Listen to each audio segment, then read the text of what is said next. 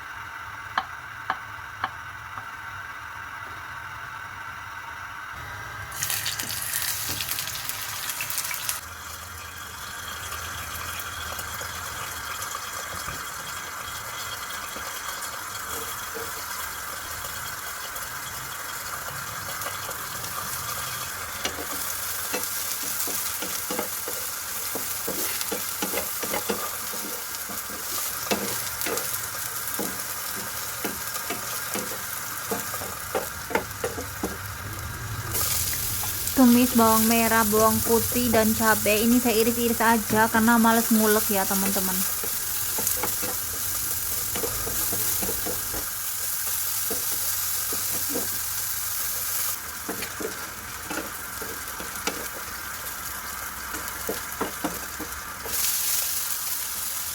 Kacang panjangnya udah saya rebus sebentar, jadi cuma diaduk-aduk sebentar udah bisa diangkat. Saya tambahkan saus cabai khusus untuk masak dan royco penyedap rasa. Ini opsional.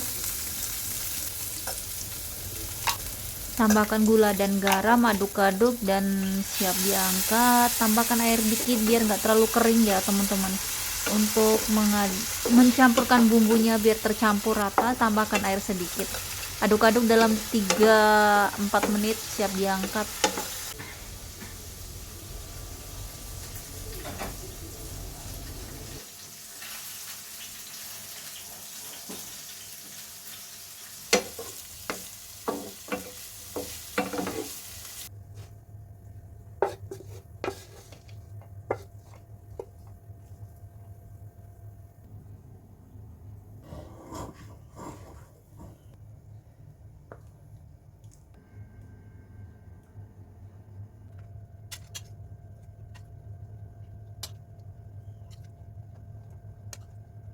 Oke, mari sahur.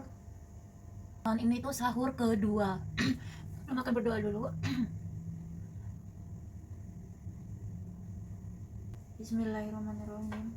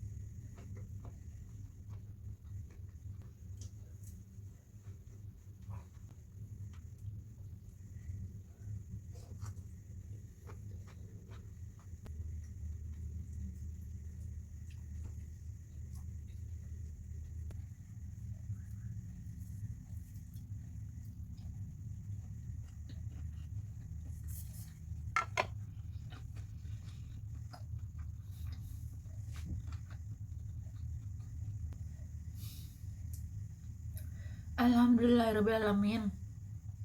Kenyang teman-teman. Ini biasa ya kalau makan di subuh itu kurang kurang enak, kurang nikmat. Padahal sayurnya enak. Cuman bawaannya kalau makan di pagi hari kurang nikmat.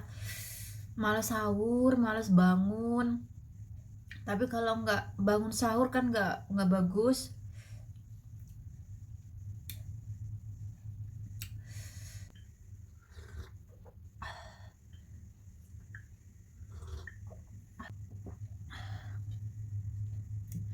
Aku minumnya sedikit-sedikit karena airnya panas ya teman-teman. Sengaja aku pakai air panas.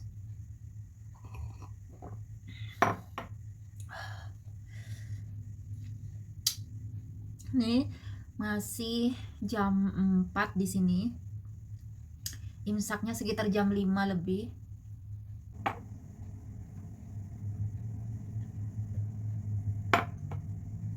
Aku tuh ya teman-teman, garu-garu kepala kayak gini kadang nggak sengaja tangan tuh gatel aja mau garuk gitu. Padahal habis disampo loh rambut gitu, kayak habis keramas, tapi kayak masih gatel banget. Pas ngaca itu kan di bagian sini tuh putih ketombe, padahal aku di Indonesia nggak kayak gini. Jadi ini ngaruh banget di kulit kepalaku.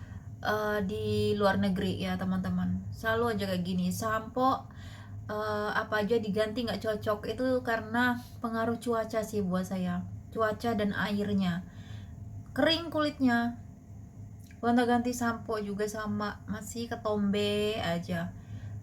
Jadi kayak orang kutuan gitu ya. Jadi kalau gini-gini garu-garu kayak gitu, kesel banget rasanya. A few moments later.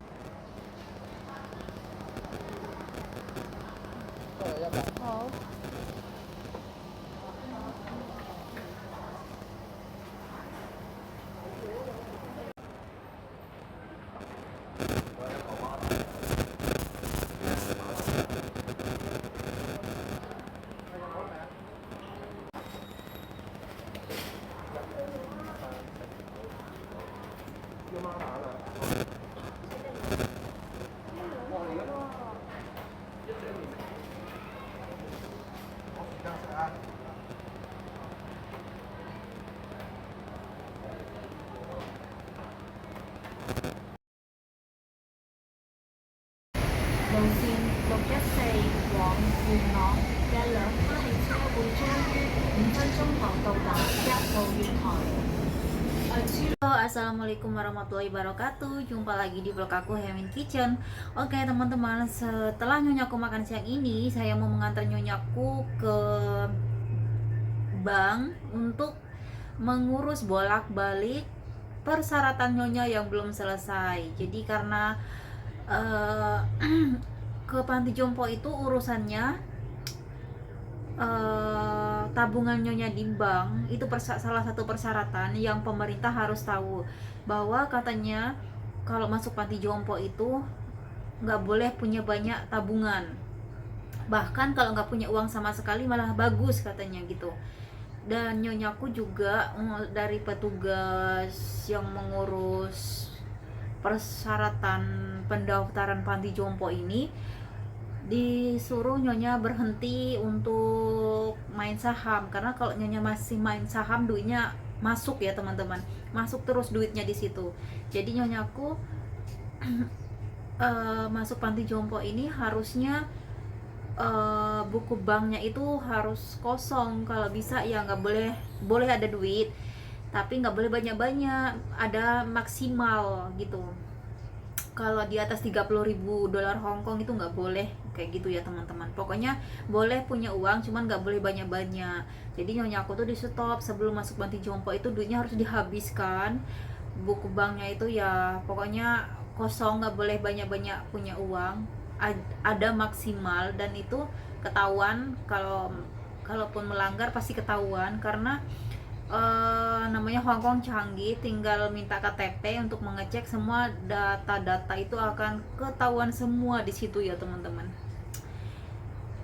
Jadi nyonya aku menyembunyikan gimana pun kemarin untuk buku tabungannya di beberapa bank, tetap aja ketahuan karena pas masukin KTP itu di komputer semua data-datanya itu akan masuk ke sana, jadi nggak bisa untuk ditutup-tutupin, pasti ketahuan. Dan itu salah satu persyaratan dari pemerintah, harus dipenuhi. Kemarin nyonyaku dapat uang dari warisan, itu juga ketahuan. Jadi ini untuk dipertanyakan sama pengurus pendaftaran, uang ini dari mana. Mereka nggak tahu lebih dalam, cuman pengen tahu itu mengikuti persyaratan dari pemerintah. Uang ini siapa yang ngasih, tanggal sekian, bulan sekian, minta kwitansi dari bank itu. Setelah itu akan diserahkan kembali ke tempat pengurus yang menangani persyaratan panti jompo. Jadi nyonyaku juga kesel sih, rumit katanya. Tapi ya gimana ya teman-teman, ini salah satu persyaratannya yang harus dipenuhi. Setelah nyonyaku selesai makan siang, dan saya akan berangkat sama si nyonya ke bank. Nah, kayak kok tuh keretanya datang.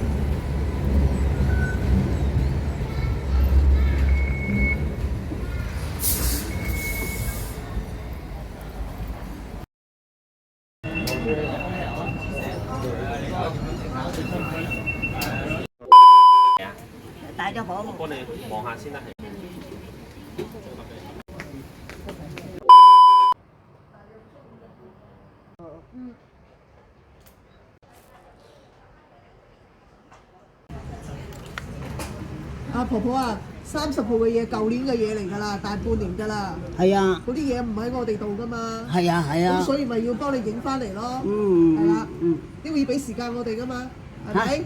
要俾時間我哋做。咁依家呢度簽翻個名，呢度簽名係。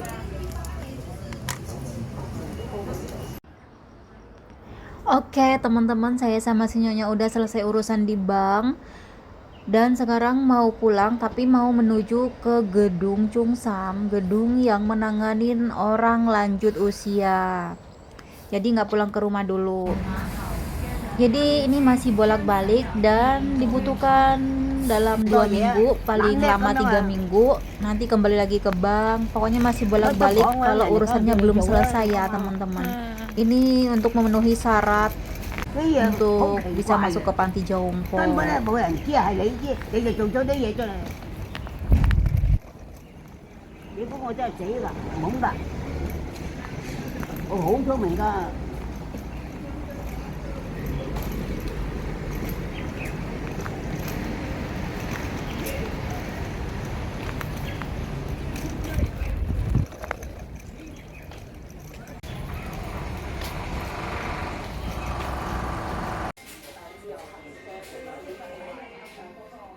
Oke teman-teman, saya sudah sampai di gedung yang menanganin lanjut usia.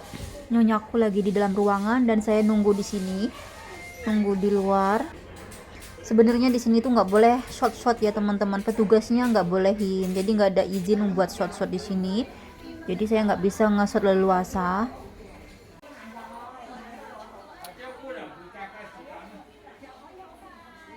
Oke teman-teman, ini aku mau jalan pulang sama si nyonya. Ini habis beli makan karena udah kesorean jadi nggak masak. Ini udah hampir setengah 6 lah ya kami pulang ini. Seharian ngurus ininya nyonya nih buat data-datanya masuk panti jompo.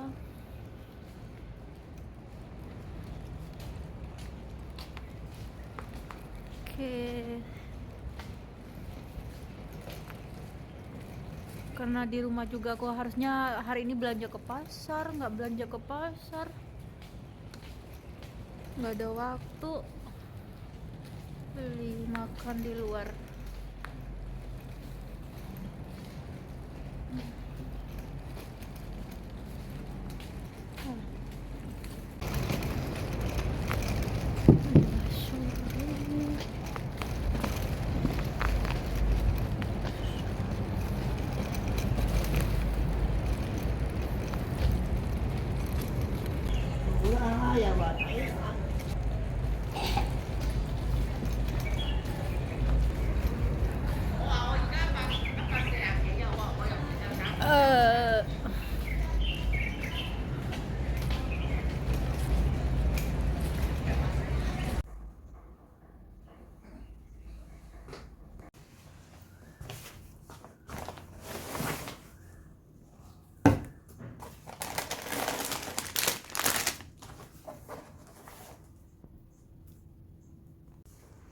Rasanya sama ya.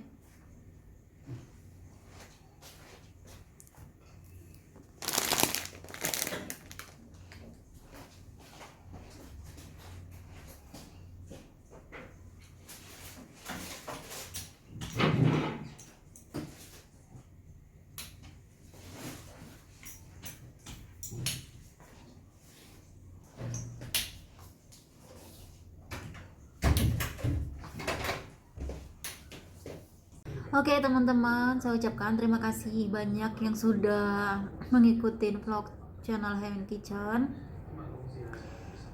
Saya sama Sinyonya sudah pulang. Untuk perkembangan selanjutnya, bagaimana, ikutin terus vlog channel Heaven Kitchen. Ini lagi dalam proses untuk memenuhi persyaratan masuk panti jompo. Rumit karena nyonya dipertanyakan uangnya di bank. Masuk panti jompo nggak boleh punya banyak duit, bahkan kalau nggak punya uang sama sekali itu lebih bagus. Boleh punya uang tapi nggak boleh banyak-banyak, sedikit saja. Kalaupun punya uang buat pegangan, karena kalau nggak pas makan di panti jompo beli di luar, karena pengen jajan apa kita punya uang sendiri itu boleh, tapi nggak boleh banyak-banyak. Ada maksimal yang ditentukan dari pemerintah kalau masuk panti jompo. Panti jomponya pemerintah ini ya teman-teman. Masuk panti jompo ini murah karena punya pemerintah, tapi kalau masuk swasta itu mahal. Jadi bedanya itu sampai 8 kali lipat lah kalau bisa dibandingkan. Kalau pemerintah itu bisa bayar $2.000 saja per bulan, tapi kalau swasta bisa 13.000 per bulan, bahkan di atasnya ya teman-teman. Itu kalau swasta. Tapi kalau pemerintah bayar 2.000 tetap dapat uang juga dari pemerintah per bulan itu. Jadi karena nyonyaku ini buat persediaan masuk panti jompo dan dia harus tetap masuk ke sana, dan persyaratannya juga tidak mudah. Nyonya punya uang berapa itu pemerintah harus tahu. Uang yang pernah masuk per bulan selama di buku bank itu dipertanyakan, itu uang dari mana, anaknya pernah ngasih berapa, tanggal berapa, bulan berapa, semua itu harus ada kwitansi, dan itu akan diserahkan ke pemerintah ya teman-teman. Jadi nyonya melaksanakan perintah dari yang mengurus menangani pendaftaran panti jomponya nyonya. Kalau disuruh ini dan itu, kamu harus ke bank, kamu harus ambil kwitansi ini, kamu harus tanyakan ini, dan nyonya aku melakukan itu. Jadi nggak segampang itu. Tadi ke bank kan katanya mereka minta waktu sekitar paling lama 3 minggu, paling cepat 2 minggu untuk mengetahui kwitansi itu, untuk di print, fotokopi, dan dikasihkan ke nyonya. Nyonya akan serahkan ke pengurus panti jompo gitu ya teman-teman. Jadi butuh waktu. Jadi saya sama si nyonya tuh masih bolak-balik ke bank kayak gitu. Nyonya aku sebel, kadang marah dia, rumit banget katanya. Tapi ya nggak bisa berbuat apa-apa, ini harus diikutin peraturannya kayak gitu. Jadi untuk perkembangannya nanti upload lagi berikutnya. Ya udah ya teman-teman, ini videonya sudah terlalu panjang. Jumpa lagi di vlog aku berikutnya. Assalamualaikum warahmatullahi wabarakatuh. Bye bye.